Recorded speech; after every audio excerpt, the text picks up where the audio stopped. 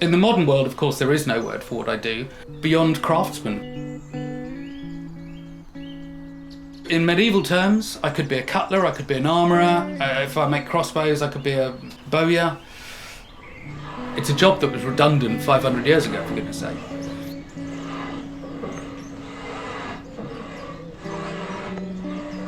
A lot of what I do is handwork.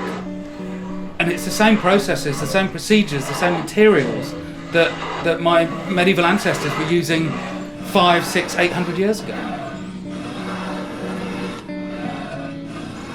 I used to do special effects, so sort of mechanical rigs and engineering really for TV and film, and then I just drifted into making historical replicas. You make a knife, you make another knife, and you just don't stop. So one of the things I love about my job is just the breadth of materials I use. Horn, bone, brass, bronze, steel, wood, leather. It's just a full palette of stuff that really allows me to be creative in different ways.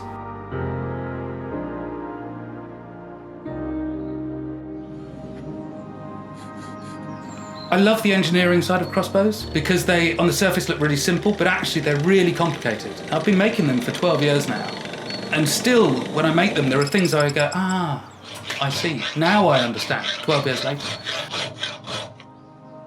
But there is so much more to learn, and if I had a choice, I would love to go back and speak to a crossbow maker from 500 years ago and just see him work for a day. I'd learn so much.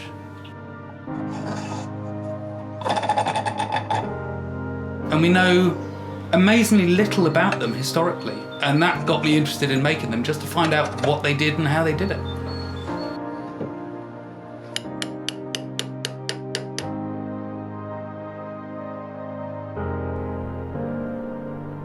When you make something, you can look at it, and of course you're emotionally tied up with it, and you go, that's great.